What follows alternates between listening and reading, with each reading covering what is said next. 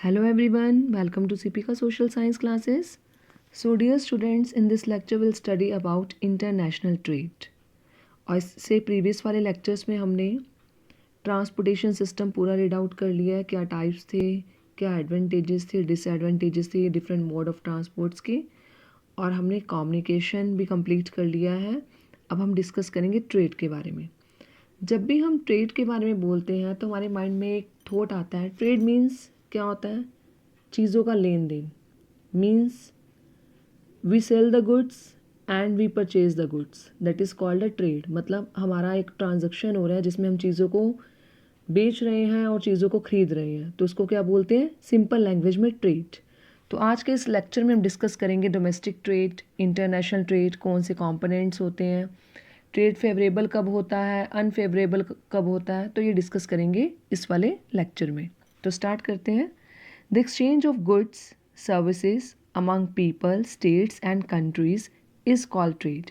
Means जब हम चीज़ों का, सर्विसेज का लेन देन करते हैं between people, means between two persons, और अमंग पीपल बहुत सारे लोगों में, या स्टेट्स के बीच में, और कंट्रीज़ के बीच में, तो ये किसी के भी बीच में हो सकता है। तो इसको हम क्या बोलते हैं? जब चीज़ों का लेन देन लोगों या स्टेट्स में या कंट्रीज़ में होता है तो उसको बोलते हैं ट्रेड।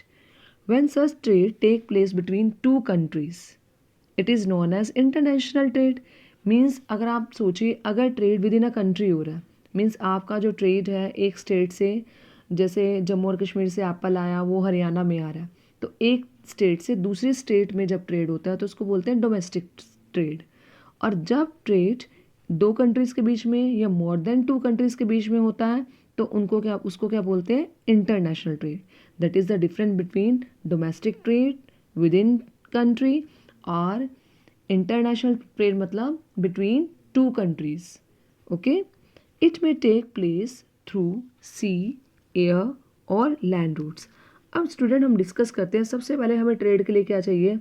सबसे पहले हमें ट्रेड के लिए चाहिए हमारी मार्केट। हमें मार्केट चाहिए। मार्केट मतलब जहाँ चीज़ें खरीदी भी जाती हैं और जहाँ चीज़ें बेची भी जाती हैं। तो मार्केट डेवलप होना ज़रूरी है जहाँ पर आसानी से चीज़ों का लेन देन हो सके। अब मार्केट क्या है? जैसे हम बोलते हैं यहाँ संडे मार्केट लग रही है या ये वाला बाज़ार लगता है, यहाँ पर अपने आसपास आप देखते हो कितनी सारी मार्केट्स डेवलप होती है। तो वो फिजिकली भी हो सकती हैं, विजिबल भी हो सकती हैं, और इनविजिबल मतलब हम जैसे थ्रू साइट्स के थ्रू करते हैं। अमेज़न हो गया, मंत्रा हो गया, कितनी सारी वेबसाइट्स हैं जिसमें भी चीज़ों का लेन देन चलता है। तो ये विजिबली भी मतलब फिजिकली भी काम कर सकती है, और विजिबल नहीं मीन्स जिसमें हमें दिख नहीं रही पर फिर भी ऑनलाइन उन चीज़ों का लेन देन हो रहा है, तो वो भी एक मार्केट की तरह काम करेगी। और ये लेन देन किसके थ्रू होगा? थ्रू सी, एयर और लैंड रूट्स। जैसे हम डिफरेंट ट्रांसपोर्टेशन सिस्टम किए हैं, अगर हमें ट्रेड कराना है तो या तो लैंड रूट्स का यूज़ करेंगे, रोडवेज हो गया, रेलवेज, या सीवेज का यूज़ करेंगे, या एयरवेज का। तो इसके थ्रू हमारा क्या होता है? ट्रेड होता है। अब student, trade is considered the economic barometer of a country. अब ट्रेड को जैसे हम बोलते हैं कि किसी भी, जैसे एयर प्रेशर को हम चेक करते हैं, उसको बैरोमीटर की तरह बैरोमीटर इंस्ट्रूमेंट यूज़ किया जाता है। बट यहाँ पर बैरोमीटर वो चीज़ नहीं है। बैरोमीटर है यहाँ पर कि अगर हमने इकोनॉमिक ग्रोथ चेक करनी है तो हम ट्रेड को देखते हैं। जिस कंट्री में ट्रेड ज़्यादा होता है, चाहे विद इन अ कंट्री हो, चाहे बिटवीन टू कंट्रीज़ हो, जिस कंट्री में लेन देन ज़्यादा होता है, ट्रेड ज़्यादा होता है, उस कंट्री की इकोनॉमिक ग्रोथ ज़्यादा होती है, वो कंट्री बहुत जल्दी प्रॉस्पेर होती है। और एक ट्रेड को देखकर हम कंट्री की इकोनॉमिक कंडीशन को जज कर सकते हैं कि यहाँ लेन देन है, चीज़ें आ रही हैं, जा रही हैं, तो वो एक कंट्री की इकोनॉमिक ग्रोथ को भी एक्सप्रेस करता है, रिप्रेजेंट करता है। तो मीन्स क्या हुआ कि जो हमारा ट्रेड है वो मार्केट से स्टार्ट होता है। कौन कौन से वेज उसमें यूज़ किए जाते हैं? सी के थ्रू, एयर के थ्रू और लैंड रूट्स के थ्रू। और ट्रेड को हम बैरोमीटर की तरह भी ट्रीट करते हैं कि इकोनॉमिक बैरोमीटर, कि जिस कंट्री में ट्रेड ज़्यादा होता है, जिस कंट्री का लेन देन ज़्यादा होता है दूसरी कंट्रीज़ में, तो वहाँ पर इकोनॉमिक ग्रोथ ज़्यादा होती है। अब स्टूडेंट्स, हम ट्रेड करते क्यों हैं? ट्रेड की हमें नीड क्या है? ट्रेड की नीड इसलिए है बिकॉज मतलब कोई भी कंट्री ऐसी नहीं है that is self sufficient. Means जिसके पास सारे रिसोर्सेज हों। आप देखते हैं आपको भी, आप भी सेल्फ सफिशिएंट अगर पर्सनली इंडिविजुअली लें? नहीं, we are not self sufficient. अगर हम कोई चीज़ बना रहे हैं तो हम सारी चीज़ें जितनी हमें चाहिए हम वो खुद नहीं बना सकते, हमें दूसरी चीज़ों के लिए दूसरों पर डिपेंड रहना पड़ता है। ऐसे कंट्रीज़ हैं, हर कंट्री के पास सारे के सारे रिसोर्सेज नहीं मिलते हैं, क्योंकि कुछ रिसोर्सेज जो होते हैं वो स्पेस बाउंड होते हैं। अगर अपनी कंट्री की बात कर ली जाए, कुछ चीज़ें ग्रो होती हैं वो पर्टिकुलर एरिया में ग्रो होती हैं। जैसे एप्पल मैंने बोला जम्मू कश्मीर में ग्रो हो रहा है, या कुछ पर्टिकुलर एरिया में ग्रो हो रहा है। क्या वो पूरी कंट्री में ग्रो हो रहा है? नहीं हो रहा। तो क्या होता है, लेन देन चलता है। जिस एरिया में जो चीज़ ज़्यादा अच्छी तरह से ग्रो होती है, जो चीज़ ज़्यादा क्वांटिटी में मिलती है, वो स्टेट या वो एरिया दूसरे एरिया में उस चीज़ को पहुंचाता है, और जिस एरिया में जिस चीज़ की कमी होती है उसे दूसरे एरिया से ले लिया, और जिसके पास जो चीज़ ज़्यादा है वो फिर दूसरे एरिया में पहुंचा देगा। तो ऐसे चीज़ों का लेन देन होता है। तो क्योंकि रिसोर्सेज जो है वो स्पेस बाउंड है, ऐसे विद इन कंट्रीज़ होता है। कोई भी कंट्री सेल्फ सफिशिएंट नहीं है। किसी कंट्री के पास कोई मिनरल ज़्यादा है, कोई रिसोर्स ज़्यादा है, और किसी कंट्री के पास दूसरा रिसोर्स ज़्यादा है, तो वो आपस में लेन देन करते हैं, जिसके कारण हमें इंटरनेशनल ट्रेड की नेसेसिटी फील होती है, मतलब ज़रूरत फील होती है। क्योंकि हम सारी ज़रूरतें खुद पूरी नहीं कर सकते, कुछ ज़रूरतों के लिए हमें दूसरी कंट्रीज़ पर डिपेंड रहना पड़ता है, और इवन दूसरी कंट्रीज़ भी हमारे ऊपर डिपेंड है।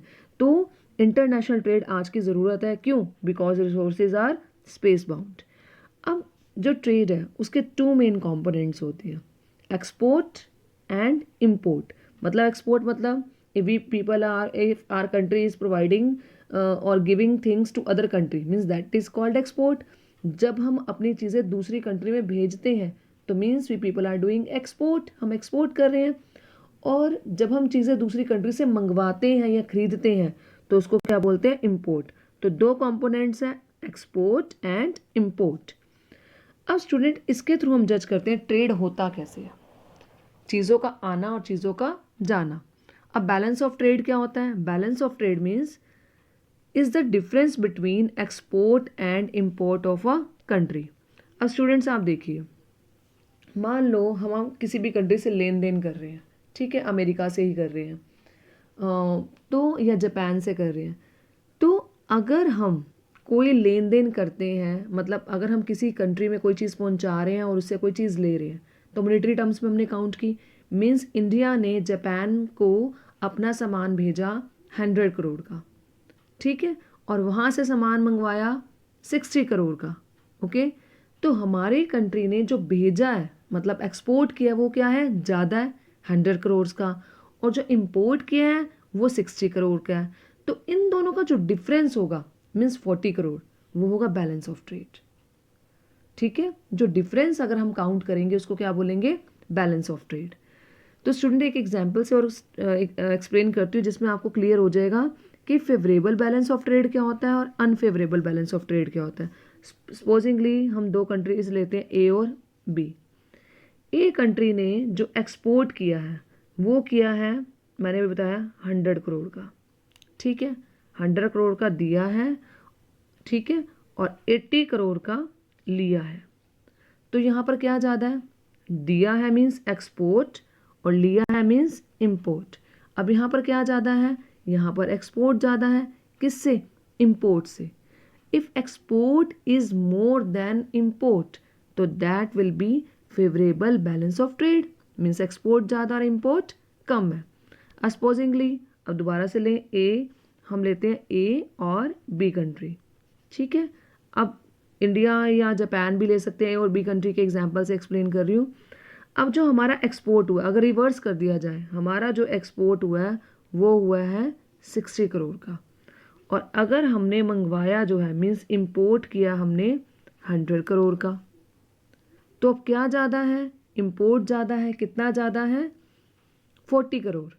तो that is called unfavourable balance of trade.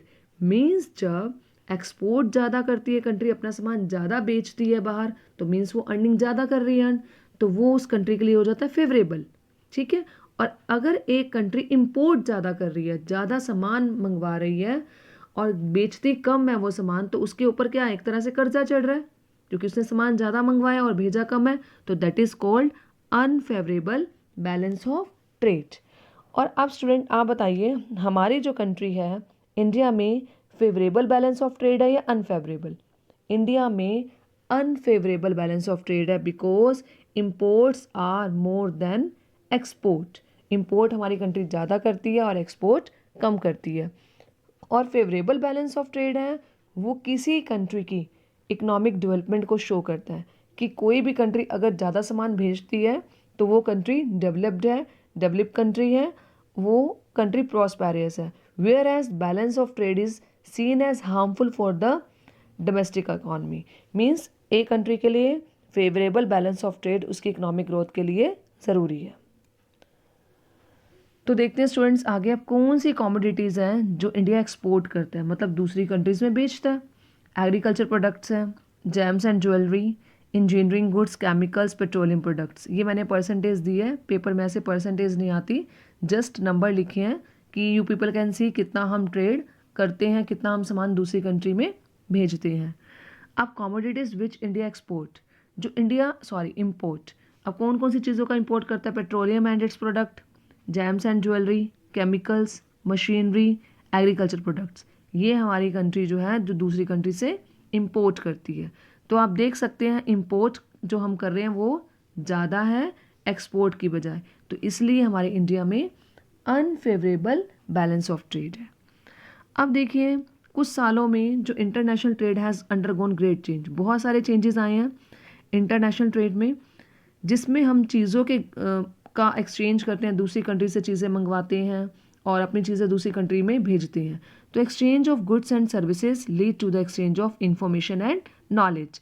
अब जो चीज़ें हम मंगवा रहे हैं या जो चीज़ें हम भेज रहे हैं उसके थ्रू क्या हो रहा है, इंफॉर्मेशन और नॉलेज काफ़ी एक्सचेंज होती है, तो वो भी कंट्री के लिए एक प्लस पॉइंट है। India has become a software giant at the international level. हमारी कंट्री जो है, इंडिया जो है वो सॉफ्टवेयर मतलब आईटी सेक्टर में बहुत ही ज़्यादा डेवलप्ड है, क्योंकि हमारे यहाँ पर सॉफ्टवेयर टेक्नोलॉजी जो है वो चीप रेट पर मिलती है, इसलिए यहाँ पर सॉफ्टवेयर में हमारी कंट्री की जो ग्रोथ है वो बहुत ज़्यादा है। और due to export of the information technology, जैसे मैंने पीछे बोला था कि जो वो अपना काम कराते हैं, बीओपी सेक्टर है, जो आउटसोर्सेज जो भी उन्होंने कराना होता है काम वगैरह, वो हमारी कंट्री को प्रोवाइड करते हैं, क्योंकि यहाँ पर डेटा चीप है और यहाँ पर सॉफ्टवेयर टेक्नोलॉजी है, जो ऐप्स हैं या जो भी इंटरनेट सर्विसेज हैं वो बहुत चीप है। तो इंटरनेशनल लेवल पर हमारी कंट्री चीप सर्विसेज प्रोवाइड करती है इंफॉर्मेशन टेक्नोलॉजी की, डेटा की, इंटरनेट की, तो उसके कारण it is earning large foreign exchange. हमारी कंट्री लार्ज लेवल पर फॉरेन एक्सचेंज अर्न करती है, कौन से सेक्टर के थ्रू? Information technology. तो अलग अलग सेक्टर के अकॉर्डिंग डिपेंड करता है कौन सी कंट्री कितना दे रही है, क्योंकि डिफरेंट डिफरेंट सेक्टर की डिफरेंट डिफरेंट डिमांड्स होती है अलग अलग कंट्रीज़ में, तो उसके अकॉर्डिंग हम जज करते हैं कि हमारी कंट्री में ट्रेड कैसे हो रहा है, प्लस में हो रहा है या नेगेटिव हो रहा है या पॉजिटिव हो रहा है। ठीक है स्टूडेंट्स, आई होप आपको इस लेक्चर में क्लियर हो गया होगा कि डोमेस्टिक ट्रेड क्या है, इंटरनेशनल ट्रेड क्या है, कौन से कंपोनेंट्स हैं एक्सपोर्ट और import, balance of trade, favourable balance of trade, unfavourable balance of trade, और सॉफ्टवेयर टेक्नोलॉजी में जो हमारा इंडिया है वो बहुत ज़्यादा प्रोग्रेसिव है, बहुत ज़्यादा प्रोग्रेस कर रहा है। तो आई होप आपको इस लेक्चर में सारा टॉपिक क्लियर हो गया है। नेक्स्ट लेक्चर में हम अपना पढ़ेंगे लास्ट टॉपिक इस चैप्टर का, life lines of national economy, that is about tourism as a trade. Thank you.